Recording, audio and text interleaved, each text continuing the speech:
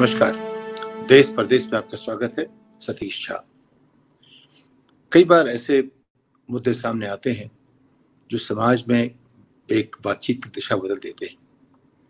राहुल गांधी का supreme court जाने का फैसला अपने आप में उस तरह से महत्वपूर्ण है, लेकिन सबसे बड़ी बात यह है कि एक औपनिवेशिक कानून तो 100 साल से देश में लागू है और हमने उसको 75 साल की आज़ादी के बाद बदलने की कोशिश तक नहीं की। आप मुद्दा जानते हैं, सभी लोग जानते हैं कि इसमें एक सांसद को किसी तिकड़ में एक कानून के तहत संसद से निकाल दिया गया। वो सांसद इस बार राहुल गांधी है, इसलिए उस बात का अलग महत्व हो गया है, क्योंकि एक बात कहीं कही गई एक राज्य में, कर्नाटक में, उसका एक मुकदमा चला कहीं एक जहां गुजरात में, जो आमतौर पे कानून है उसके हिसाब से एक जुरिस्डिक्शन की बात होती है, लोकस स्टेंडाई की बात होती है। उन दोनों बुनियादों पर ये अपने आप में केस गलत था। लेकिन अगर वकील उस तरह इसकी वकालत नहीं कर रहे हैं, वो ज़्यादा अच्छा समझते हैं, वो जानते होंगे क्यों नहीं कर रहे हैं। लेकिन नागरिक की हैसियत से, एक देखने वाले की हैसियत से साफ लगता है कि ऐसी बात जो कहीं एक जगह पे हुई, उसके बारे में मुकदमा दूसरी जगह चले, ये कानून का एक तरह से मजाक है। इसको हम कहेंगे ट्रेविस्टी ऑफ जस्टिस। कानून, इस बात की हम अरसे से जिक्र कर रहे हैं, 1947 से हमारा जो CRPC है, IPC है, ये बदलना चाहिए था। अगर हम आज भी देश के लोगों को उस तरह देखते हैं जैसे कि वो औपनिवेशिक एक साम्राज्य है, या एक कोई राजा है, एक कोई गरीब है, या कोई मालिक है और उसके लोग प्रजा हैं, ऐसा तो नहीं है। ये बात अलग है कि हमारी जो मानसिकता बदली ना हो, लेकिन हमारे संविधान ऐसा नहीं कहता। तो जो राहुल गांधी ने कहा वो एक राजनीतिक बात थी। राजनीतिक बात का जवाब राजनीति से दीजिए, उसका जवाब कानून से क्यों दिया जाए। लेकिन अभी बात यह है कि राजनीति का जो दुरुपयोग हो रहा है, जो सरकार कर रही है, जो भी कर रहा है, चाहे सरकार में जो पार्टी है वो कर रही है, या सरकार की एग्जीक्यूटिव खुद कर रही है, या इसके पीछे कोई षड्यंत्र है, जो भी है, लेकिन कुछ बातें साफ होनी चाहिए कि जो बात कही गई है उस पर क्या दम है। आप देख लीजिए कि ऐसा क्या है कि जिनके ऐसे नाम है उनके साथ चोरी का इल्जाम लगा हुआ है। ये आप अपने आप में एक बातचीत का हिस्सा है। ये बातचीत की बात को आपने एक आपराधिक धारा के अंदर उसको आपने ले लिया, डिफेमेशन, अवमानना, उसे जो भी कहें। डिफेमेशन एक ऐसी चीज होनी चाहिए जिसमें कोई व्यक्ति किसी व्यक्ति के खिलाफ ऐसा करे जिसको नुकसान हो, तो बात समझ में आती है। लेकिन अगर हमने किसी कहा कि मिश्रा जी को और झा जी को जैसा बोल दिया और उसके ऊपर सारा मिश्रा झा परिवार जो है समुदाय खड़ा हो जाए, तो वो बात अपने आप में गले उतरती नहीं है। लेकिन समाज में, जनतंत्र में जब हम बात करते हैं कि हर नागरिक बराबर है, लेकिन उसका रिप्रेजेंटेशन, हम रिपब्लिक हैं, हम जनतंत्र उस तरह नहीं है कि हर आदमी अपना वोट हर मुद्दे पर देता है। हम एक रिपब्लिक हैं, गणतंत्र है, यानी कि हम किसी को बैठाते हैं जो हमारी आवाज लेके आगे बढ़ता है। तो उस आदमी को इस काम के लिए, चूंकि उसको भी वहां बैठाया है, उसकी कुछ प्रिविलेजेस होनी चाहिए, उसको एक तरह से हम कुछ सुरक्षा देते हैं, जिस तरह से हम अपने सांसदों को और विधायकों को और मंत्रियों को सुरक्षा देते हैं, सिक्योरिटी, उस तरह से उसको बोलने की सुरक्षा होनी चाहिए। अगर आपने उसको बंदूक वाले दे रखे हैं, एसेट्स पर सिक्योरिटी दे रखी है बात करने के लिए, सिर्फ जीने के लिए, तो बात करने के लिए क्यों नहीं। अगर वो बात करता है जो कि राजनीतिक है, उसको कैसे आपराधिक माना जाए। सवाल यह है कि सुप्रीम कोर्ट क्या कहता है।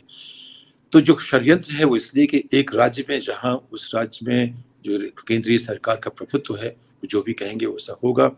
तो नीचे वाले कोर्ट में, फिर नीचे वाले के ऊपर अपील वाले कोर्ट में, फिर वहां से उच्च न्यायालय तक बात पहुंची है। और जब भी जज लोगों ने बात की है, वो लगता है ये कहाँ किस दुनिया से चले आ रहे हैं। इसका रिश्ता तो कोई जो हमने अब तक कानून को समझा था उससे कुछ दिखता नहीं है। तो ऐसे माहौल में अब उसकी जो एक विवेचना होगी वो सुप्रीम कोर्ट में अब होगी, इसलिए कि राहुल गांधी वहां उसको ले जा रहे हैं। मेरा मानना था कि अगर राहुल गांधी बड़े नेता बनना चाहते तो शायद उन्हें सोचना चाहिए था, जिस समय फैसला नीचे की कोर्ट का हुआ उस समय कहते मैं अब यहाँ से नहीं जा रहा हूँ और मैं राज्य का मेहमान आज से बन गया हूँ। उन्होंने ऐसा नहीं किया। वो मौका उन्होंने ये गंवाया, या अपने सामरिक जो की सोच थी उसके तहत उसका इस्तेमाल नहीं किया। जो भी किया, लेकिन अब वो सुप्रीम कोर्ट पहुंचे। अब सुप्रीम कोर्ट में ये बात है कि आजकल जो चीफ जस्टिस हैं वो सोचते हैं कि वो सोचने का उनको अधिकार है, वो सरकार से डरेंगे नहीं, जो ऐसा होना चाहिए। अगर चीफ जस्टिस सरकार से डरता है तो न्याय नहीं दे सकता, अगर संपादक सरकार से डरता है तो वो पत्रकारिता नहीं कर सकता। ये सरकार के, ये हमारे जनतंत्र के, गणतंत्र के स्तंभ हैं।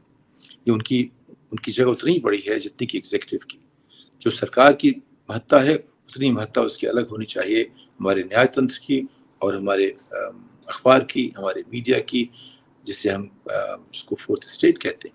लेकिन आज के माहौल में अगर आप कुछ भी कहें, सरकार का जो विरोध करती है, उससे लगता है कि आप सरकार विरोधी हैं और आपको एक नाम दिया जाता है कि आप राष्ट्र विरोधी हैं, या तमाम तरह के आपके ऊपर आलोचना होती है, आपके ऊपर आक्षेप लगाए जाते हैं।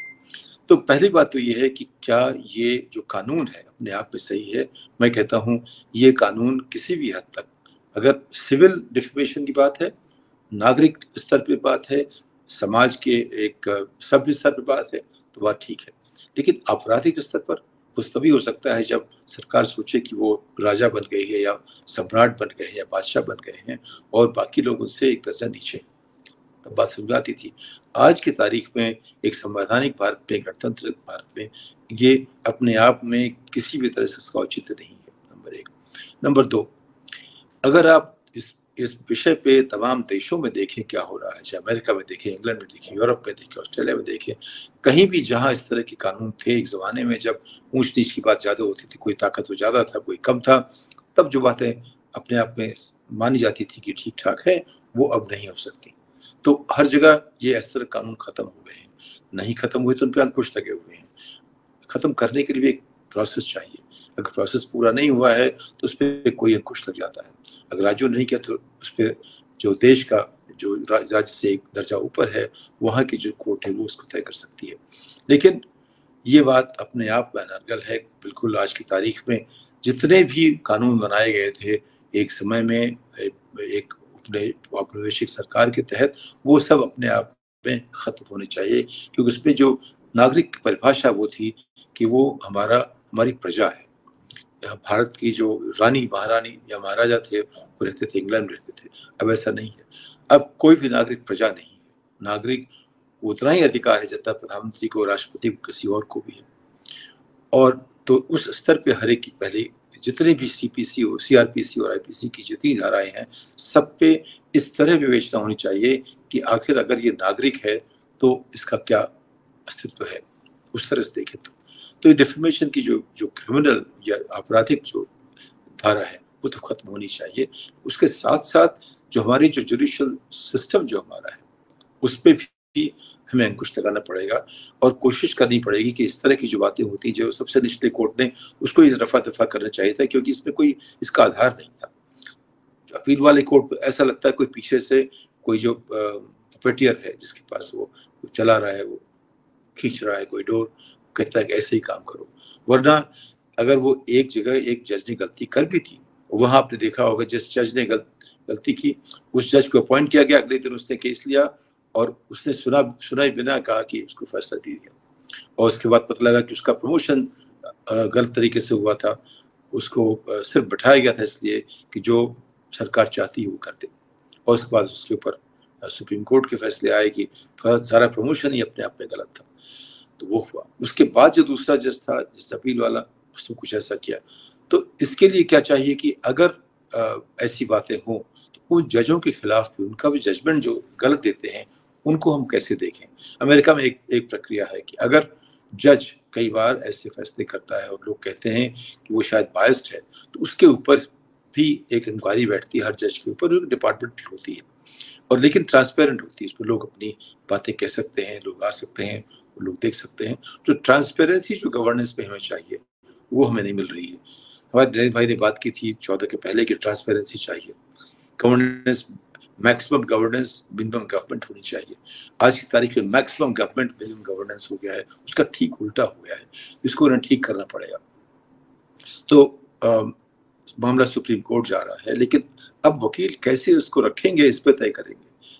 सर जो जज करेगा तय इसलिए नहीं करेगा कि मामला अच्छा है बुरा है, क्या होना चाहिए। जज तय करता है इस आधार पर कि वकील क्या चीजें सामने लाते हैं। अब अगर वकील इतने अच्छे खासे वकील ना ला सकें तो क्या कोई वजह है, इसमें क्या साजिश है, ये सोचने की बात होगी। और अगर सुप्रीम कोर्ट ने ना कह दिया तो क्या उसके बाद बात एक बड़ी बेंच में जाएगी। लेकिन बात जहां भी हो, आज इस पर बहस करने की जरूरत है। ये जो कानून अपने आप में है वो गलत है, वो कानून गैर गणतंत्र का विरोधी है, लोकतंत्र का विरोधी है, नागरिकों का विरोधी है। अगर ये आपराधिक है तो गलत है, और ये है एक औपनिवेशिक कानून जिसका इस्तेमाल राजनीति बिल्कुल नहीं होना चाहिए। और राजनीतिज्ञों को एक कम से कम संरक्षण मिलना चाहिए, अपनी बात जब तक कायदे से कहें, और कोई भी बात कहे जब तक उस बात से लोगों को इतना नुकसान ना हो, उसमें हिंसा एक तरह की ना हो, उस बात को उस तरह उठाना नहीं चाहिए। और जब भी कोई ऐसी बात हो जिससे कि हिंसा फैले, उसका कोई अलग प्रावधान निकालना चाहिए। वो उसका प्रावधान ये नहीं हो सकता। यानी कि जरूरत है कि अपनी आईपीसी सीआरपीसी को देखने की, अपनी जुडिशरी के रास्ते को देखने की, गवर्नेंस को ठीक करने की, जहाँ गवर्नेंस जो है वो मैक्सिमम हो, लेकिन गवर्नमेंट कम हो जाए। जो जो हम बात नरेंद्र भाई ने कही थी उसके ऊपर हमें काम करना चाहिए। और जो ये मुद्दा है, इसके पहले उसको हल करने कोई और तरीका नहीं है, क्योंकि अब उन्होंने गुहार लगाई है कि अगर ऐसा होगा तो मेरे 8 साल खराब हो जाएंगे। मेरा मानना है कि गुहार लगाने की जरूरत थी नहीं। इसमें तो नागरिक अधिकारों और लोकतंत्र की बात होनी चाहिए, और जिस जुडिशरी जिस तरह से हम नागरिकों के साथ पेश आए उसकी बात होनी चाहिए।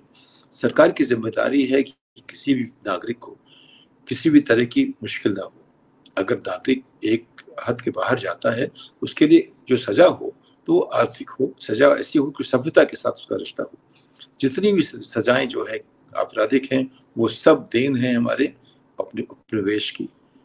उनकी जब तक हिंसा की बात नहीं आती, तब तक कोई भी जो हमारा कानून है उसमें अपराध वाले दंडनीय चीजें नहीं होनी चाहिए।